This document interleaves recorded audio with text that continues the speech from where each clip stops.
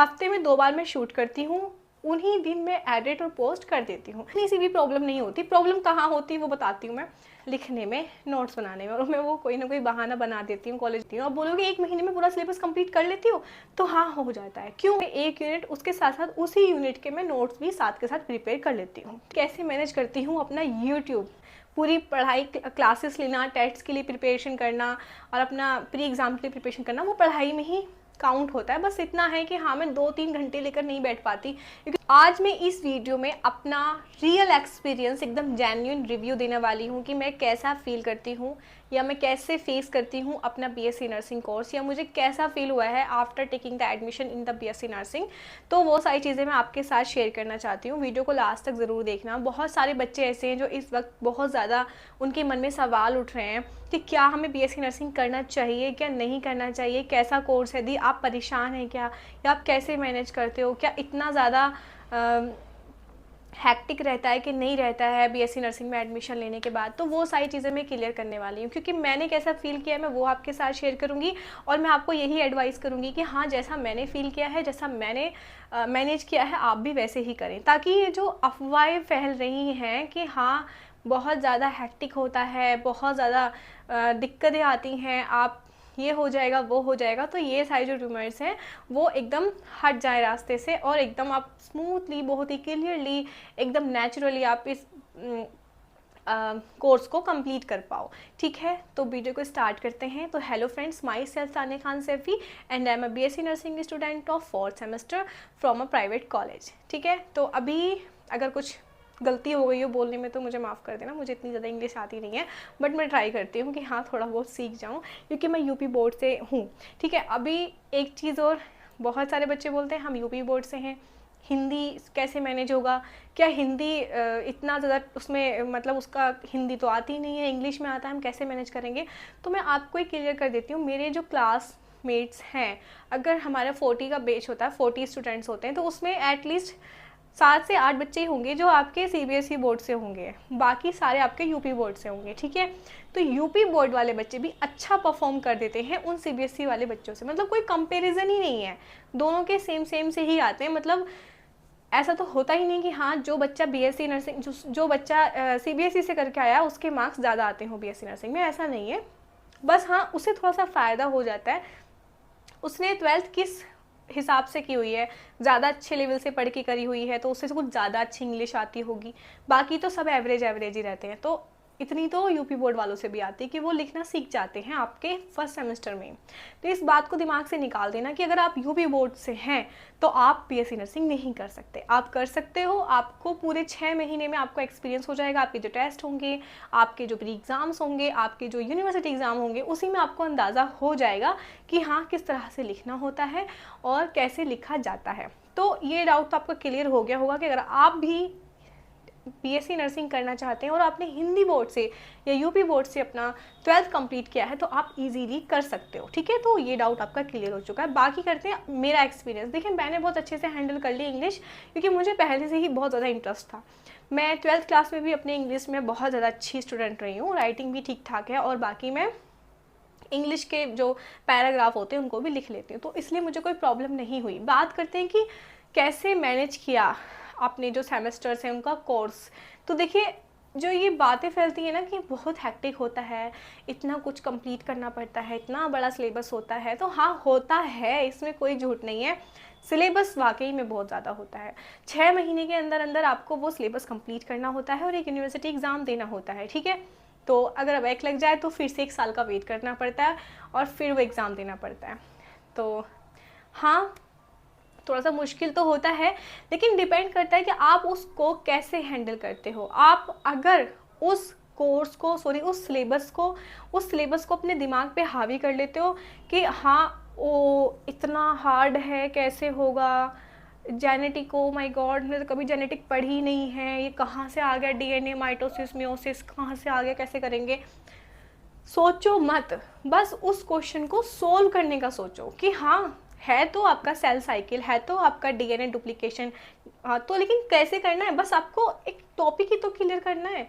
ज़्यादा से ज़्यादा पैथोलॉजी की आपकी 2 यूनिट इसमें है, 3 यूनिट, 5 यूनिट पैथोलॉजी की हैं, कुछ भी नहीं है। एक यूनिट में एक ही टॉपिक होता है, मतलब एक ही चीज़ से रिलेटेड होता है। टॉपिक क्लियर होते चले जाते हैं, एक टॉपिक क्लियर कर लोगे अगला वाला खुद क्लियर हो जाएगा, उसे पढ़ोगे वो आसान लगने लगेगा, इतना ज़्यादा नहीं होता है।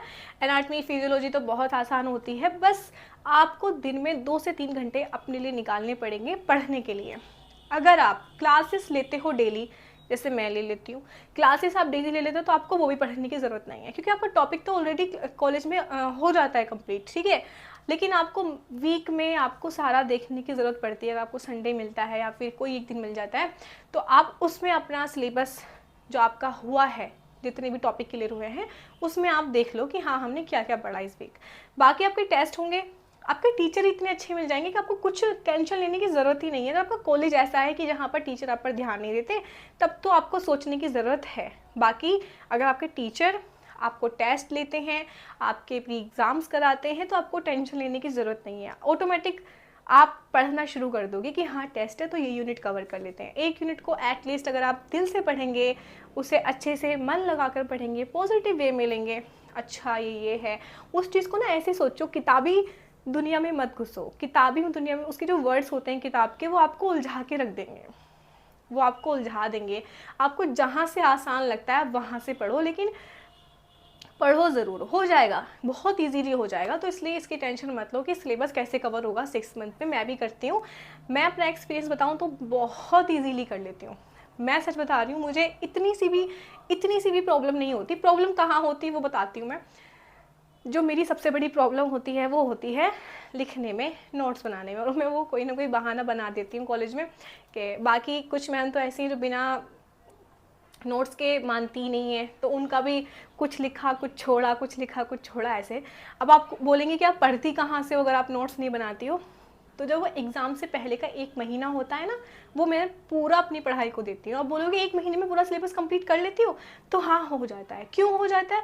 क्योंकि मैं अपनी क्लासेस लेती हूँ, टेस्ट देती हूँ, अपने जो प्री एग्ज़ाम होते हैं मैं वो देती हूँ, तो मुझे हल्का हल्का ही पढ़ना पड़ता है। मैं उस पढ़ाई के साथ साथ एक दिन में 1 यूनिट मैं कंप्लीट कर लेती हूँ, एक दिन में 1 यूनिट, उसके साथ साथ उसी यूनिट के मैं नोट्स भी साथ के साथ प्रिपेयर कर लेती हूँ, ठीक है।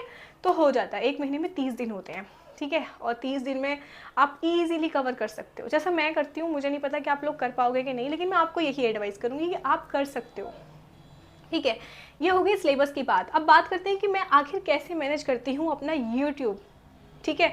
अपने इन क्लासेस के साथ साथ, नोट्स के साथ साथ, प्रैक्टिकल्स के साथ साथ, प्रैक्टिकल फाइल्स, बहुत सारी चीज़ें, तो उनके साथ साथ मैं कैसे मैनेज करती हूँ कि मैं अपना एक दिन अपने यूट्यूब को, 1 या 2 दिन में अपने यूट्यूब को देती हूँ लॉन्ग वीडियो के लिए। तो थोड़ा सा मुश्किल तो होता है, एक दिन अपना छुट्टी करना, सारा दिन से फिर उस वीडियो के लिए पूरा दिन निकालना, शूट करना, एडिट करना, पोस्ट करना। तो एक दिन मैं अपने यूट्यूब को दे देती हूँ, उसके बाद पोस्ट करके वीडियो छोड़ देती हूँ। फिर मैं पूरा 2-3 दिन अपने कमेंट्स देखती हूँ कि बच्चे की रिक्वायरमेंट क्या है, क्या वो मुझसे एक्सेप्ट कर रहे हैं, क्या वीडियो वो मांग रहे हैं। फिर मैं अगले तीसरे दिन फिर से वो वीडियो शूट कर लेती हूँ। हफ्ते में 2 बार मैं शूट करती हूँ, उन्हीं दिन मैं एडिट और पोस्ट कर देती हूँ। बाकी ऐसा होता है जो शॉर्ट वीडियो होती हैं वो मैं बस में जाते वक्त, आते वक्त, कॉलेज में फ्री टाइम में, कॉलेज में नेटवर्क नहीं आते वैसे, लेकिन जब भी मुझे टाइम मिलता है, जब भी मुझे थोड़ा सा टाइम मिलता है, मैं अपना वो वीडियो एडिट करके शॉर्ट वीडियो में कभी भी डाल देती हूँ। तो ऐसे तो मैं अपना यूट्यूब मैनेज कर रही हूँ, ठीक है। पढ़ाई की मैंने आपको बता ही दिया, एग्ज़ाम से 1 महीने पहले मैं अपनी पढ़ाई स्टार्ट कर देती हूँ, अच्छी वाली। ऐसा नहीं है कि मैं अभी 5 महीने नहीं पढ़ूँगी, पूरा पढ़ती हूँ। क्लासेस लेना पढ़ना ही होता है, पूरी पढ़ाई, क्लासेस लेना, टेस्ट के लिए प्रिपरेशन करना और अपना प्री एग्ज़ाम के लिए प्रिपरेशन करना, वो पढ़ाई में ही काउंट होता है। बस इतना है कि हाँ मैं 2-3 घंटे लेकर नहीं बैठ पाती, क्योंकि सुबह 8 बजे के घर से निकले हुए हम शाम को 6:30, 5:30 बजे हम घर में पहुंच रहे हैं। उसके बाद आपको आधा घंटा चाहिए होता है फ्रेश होने के लिए, नहाने धोने के लिए, आराम से फिर आप फ्रेश होकर बैठते हो। 6 बजे क्या होता है, शाम हो जाती है। शाम का खाना बनने की प्रिपरेशन, ऐसा नहीं है कि मैं घर आकर काम नहीं करती, तो मैं हेल्प भी करती हूँ किचन में।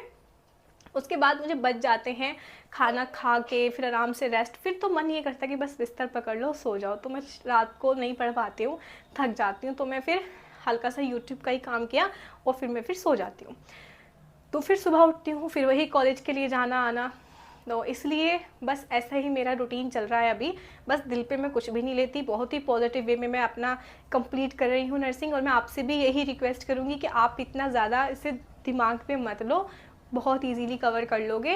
और आपको अगर कोई भी डाउट है कि आपका एडमिशन कैसे होना है, आप कैसे आप नर्सिंग में एडमिशन लोगे, या फिर कैसे कैसे फॉर्म फिल करना है, तो आपको सारी इन्फॉर्मेशन मिल जाएगी।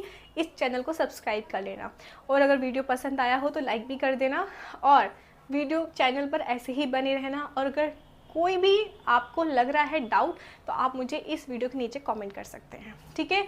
जैसे इस वीडियो को बनाया मैंने आपके कमेंट्स के अकॉर्डिंग, कमेंट्स को लेकर, वैसे ही मैं नेक्स्ट वीडियो भी प्रिपेयर करूँगी। फ़िलहाल मैं लेट हो रही हूँ नमाज़ के लिए, मुझे बहुत सारे काम हैं इस वीडियो को शूट करने के बाद भी, लेकिन वो भी मैं कवर करूँगी हंसते हंसते, बहुत ही प्यार से, ठीक है। आराम करने से कुछ नहीं होता है, पूरे दिन मैं ऐसे ही अपना छोटे छोटे काम निपटाती रहती हूँ, और रात आती है तो सो जाती हूँ। रात बनी है सोने के लिए, दिन में थोड़ी ना सोया जाता है।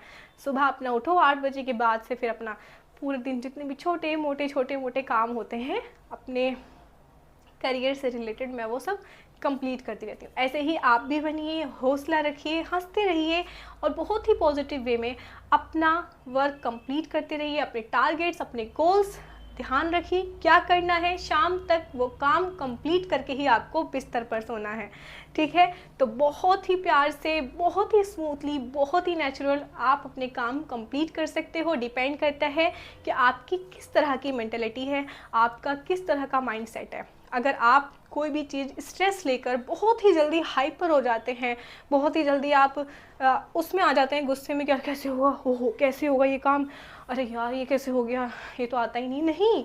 बैठो, रिलैक्स करो, सोचो कि क्या रास्ता है इस काम को कंप्लीट करने का, कैसे हो सकता है।